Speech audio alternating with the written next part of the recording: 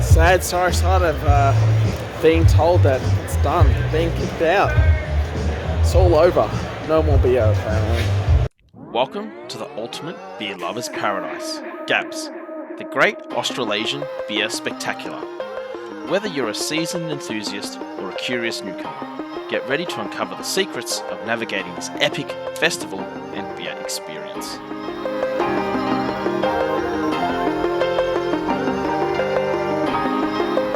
GABS is one of the world's best craft beer festivals and is held annually across several major cities in Australia. This week I was at the Melbourne event, hosted at the Melbourne Showgrounds. There are usually several sessions across the weekend, from Friday night to Sunday afternoon, each offering a unique opportunity to explore a staggering variety of craft beer. While one day I hope to feature my own JKB Brewing beers here, experiencing GABS as a patron still remains an amazing experience. If you've ever dreamt of drowning in craft beer choices, GABS is your promised land. Like any festival, getting there is half the adventure. And pro tip, don't drive. Enlist a friend who doesn't appreciate good beer or take public transport. It will make it much, much easier. So once you line up, scan your ticket and pass through security, you'll receive your essential festival gear. A free GABS glass, which is a 285ml plastic pot glass. And inside each, you'll get a coupon book for exclusive brewer deals at some of the brewers that are on show there. Inside, there are rows upon rows of craft beers waiting from several different breweries across the country, and perhaps even some international surprises. Now, admission only covers entry into the venue only.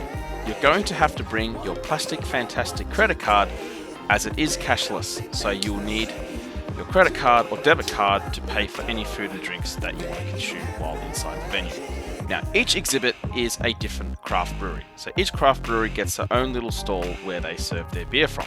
So you can just approach any exhibit with your GABS glass, and a lot also offer 100ml tasters, which if you want to explore lots of different beers, the 100ml tasters is certainly the way to go. You're just going to have to trust me on this one.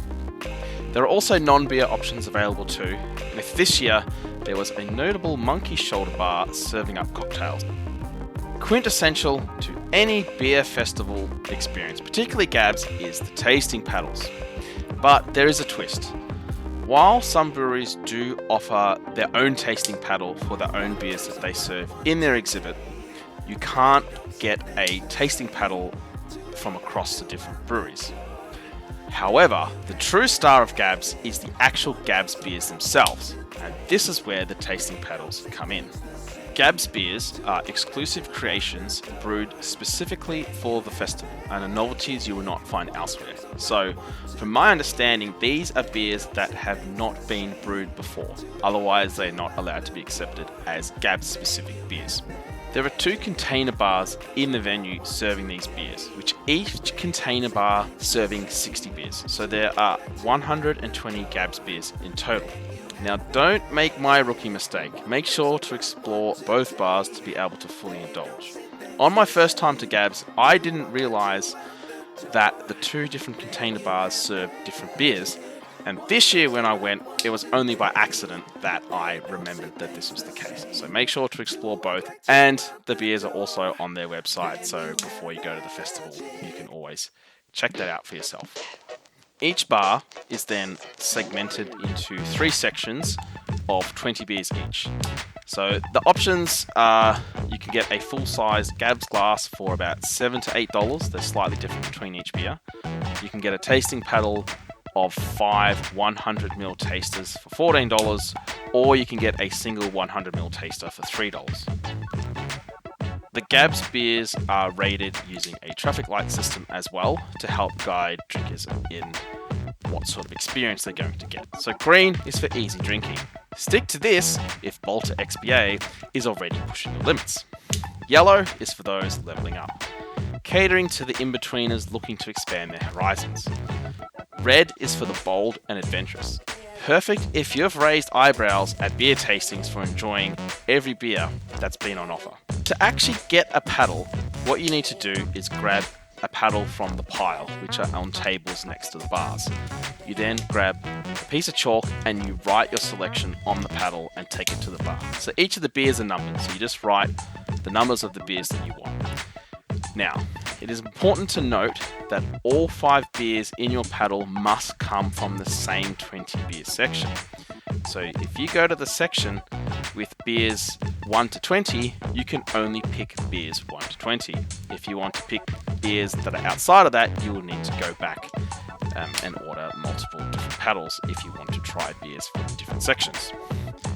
Once you do have your paddle, you can then find a spot along one of the long benches and tables that are throughout the entire venue to sit and savor your discoveries. Beyond beer, hydration is key.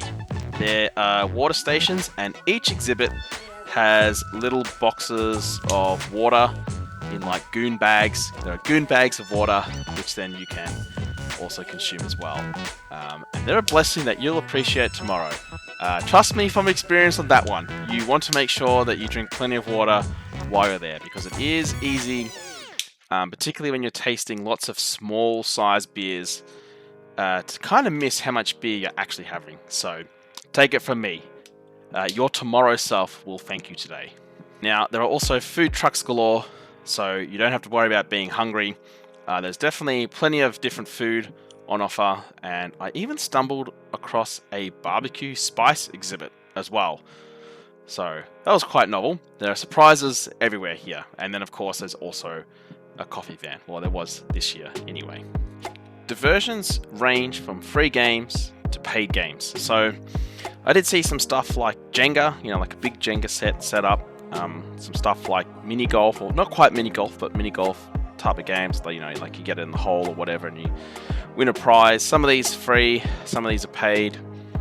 At the most interesting one I found was at the Kaiju exhibit. There was little remote controlled forklifts, and you had to stack beer cans and navigate your way around, which looked cool. Unfortunately, I didn't get a chance to play because I was too busy drinking the beer, but it did look quite fun. So you never know what you're going to find there, but there are lots of games and entertainment going on as well. And there is a stage in the middle of the venue, and this year they had a brass band playing lots of different pop songs with, someone singing along as well. So yeah, there's certainly lots to do and see there to keep you occupied amongst drinking beer. And finally, each session has a time limit, and once the end time is reached, all the breweries start to pack their beer up, and there's no more beer, and you just have to go home, as sad as it is.